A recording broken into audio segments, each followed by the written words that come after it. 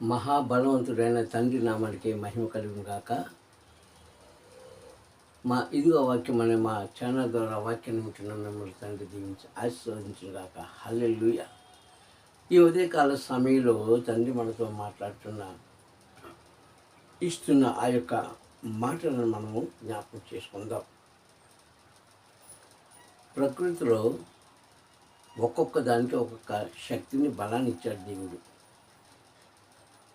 ఒక్కొక్క వస్తువుకు, ఒక్కొక్క పనిముట్లకు, అలాగే ప్రకృతికి, అదేవిధంగా జీవరాశులకు, అదేవిధంగా మానవులకు ఒక్కొక్కరికి ఒక్కొక్క దానికి ఒక్కొక్క శక్తిని ఇచ్చాడు. అయితే ఆ శక్తి మితిమీరిపోకుండా అది ప్రజలకు హాని చేయకుండా కొన్ని నియమాలు పెట్టాడు, కొన్ని కట్టడాలు వేశాడు, కొన్ని గట్లు కూడా వేశాడు. ఆ విషయాలు ఏంటి ఈరోజు మన వాక్యం ద్వారా చూసుకుందాం. హల్లెలూయా. ఈరోజు వాక్య సందేశం సముద్రాన్ని సరిహద్దు చేయగలిగిన తండ్రి. హల్లెలూయా. సముద్రానికి సరిహద్దు వేసిన తండ్రి. ఈ వాక్యాన్ని మనం చూసుకుందాం సంగమా.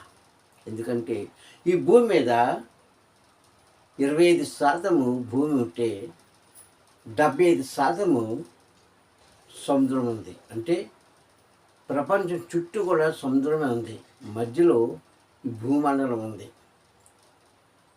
ఇప్పుడు బలం దేనికి అంటే భూమి కంటే, భూమి మీద జీవిస్తున్న జీవరాశులు, మనుషుల కంటే సముద్రానికే బలం ఎక్కువ. అలాంటి సముద్రాన్ని కూడా మానవులకు హాని చేయకుండా,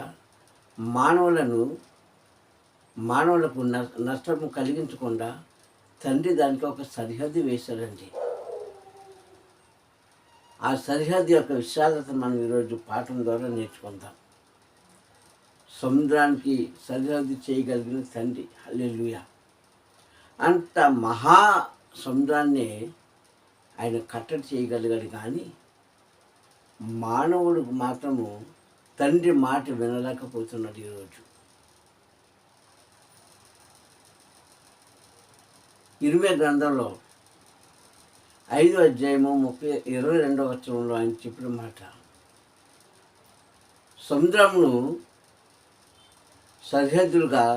సముద్రానికి సరిహద్దులుగా ఉన్న ఇసుక రేణువులను నీవు పోగు చేసి ఘోషిస్తున్న సముద్రాన్ని, ప్రజల మీద ఉప్పొంగుతున్న సముద్రాన్ని, ప్రజలకు హాని చేయగలుగుతున్న ఆ నీటిని కేవలం ఇసుక రేణువుల చేత సరిహద్దు వేయగలిగిన తండ్రి అని అంటాడు.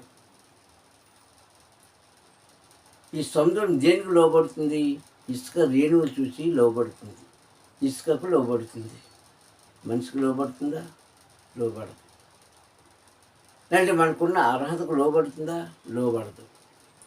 కానీ మనకున్న ధన రాశులకు లోబడుతుందా? లోబడదు. దేనికి కూడా లోబడదండి. కేవలము దేవుడు వేసిన ఆ ఇసుక రేణుకు మాత్రమే అది లోబడి అక్కడ ఆగిపోతుంది. సంగమా. అంటే ఈ మహాసముద్రములే, ఈ మహా జలరాశులే ఆయన మాట వింటున్నాయి అని అర్థం చేసుకోవాలి మనం. ఇంత గొప్ప కార్యం చేయగలిగిన తండ్రికి మనం ఎంతైనా రుణస్థులమై ఉన్నాం.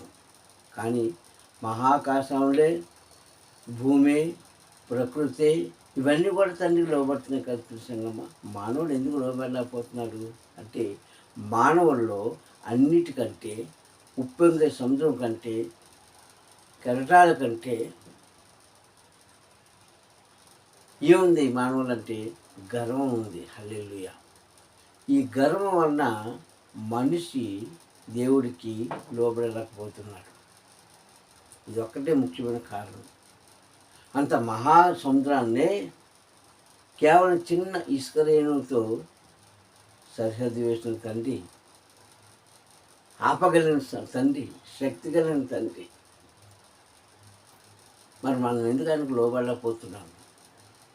నిర్గమకాండంలో కూడా 15వ అధ్యాయంలో కూడా ఆ ఎర్ర సముద్రం దగ్గరికి వచ్చినప్పుడు, ఆ ఎర్ర సముద్రానికి వచ్చినప్పుడు 14 అధ్యాయం 15 అధ్యాయం చూసుకుంటే ఎర్ర సముద్రానికి అగ్ని ఇచ్చి ఫైర్గా చేయగలిగిన ఆ మధ్యని ఉన్న స్థలాన్ని ఆయన ఏం చేశాడు, ఆరిన నేలగా చేసి మదమందులను వారు ఆయన చేశాడు, అక్కడ హతమార్చాడు. ఇంత శక్తి కలిగిన తండ్రికి నువ్వు మనం లోబడుతున్నామా ప్రసంగమా? ప్రకృతి లోబడుతుంది, మనుషులు జీవరాశి లోబడుతున్నాయి, పంచభూతాలు లోబడుతున్నాయి, కానీ మానవుడు మాత్రం ఆయన ఆజ్ఞలకు లోబడలేకపోతున్నాడు ప్రసంగమా. మనం ఇది గమనించుకోవాలి.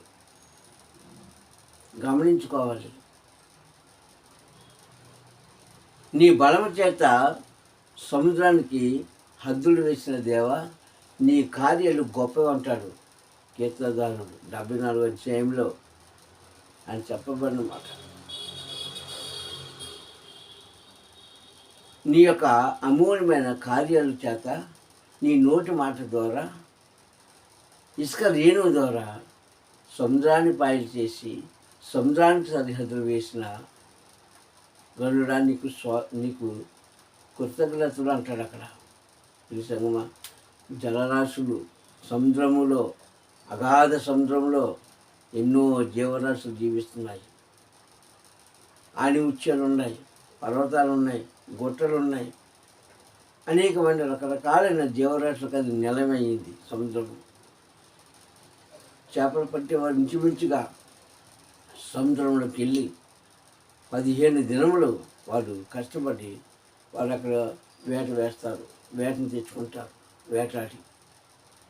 ఈ సముద్రము గర్భంలో అనేకమైన రహస్యాలు కూడా ఉన్నాయి. ఇవన్నీ కూడా మానవునికి ఉపకారంగా చేశాడు. సముద్రం మానవునికి ఎంతో మేలు చేస్తుంది.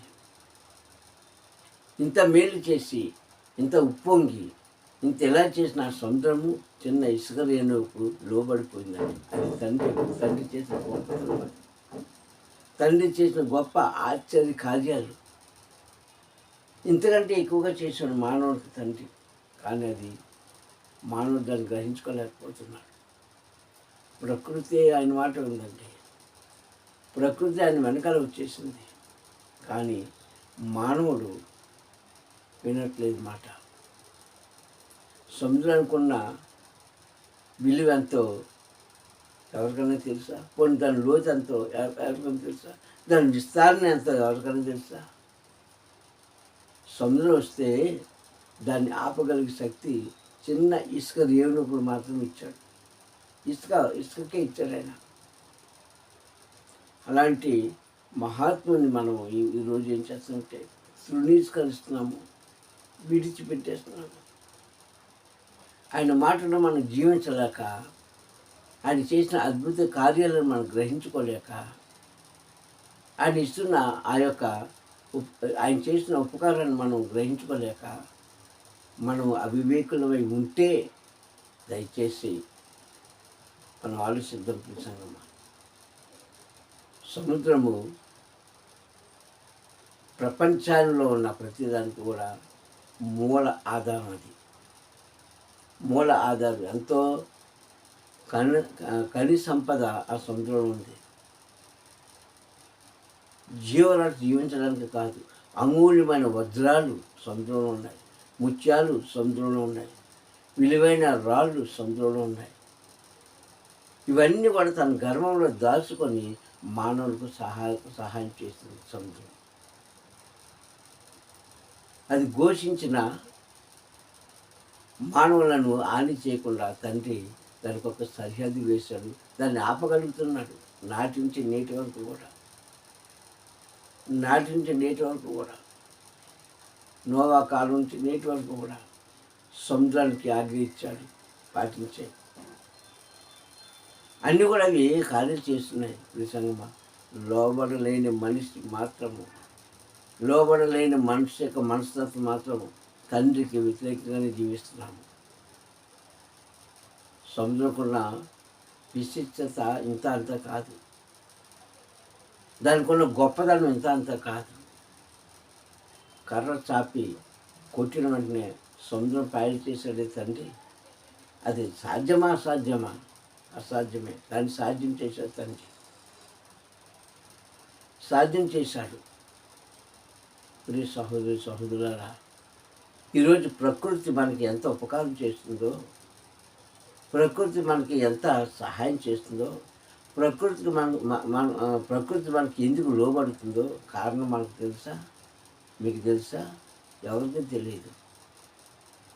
అది తండ్రి వాటికి ఇచ్చిన ఆజ్ఞను బట్టి వాటికి పాటిస్తున్నాయి, జీవిస్తున్నాయి. మరి మనం ఎలా జీవిస్తున్నాము?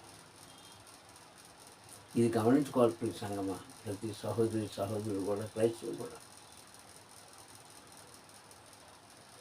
ఈ భూమిని పరిపాలిస్తున్నది, భూమికి సహాయం చేస్తున్నది సముద్రమే. ఎందుకంటే దేవుడు భూమి మీద ఉన్న జలరాశులను వేరు చేసి పాయలుగా చేశాడు.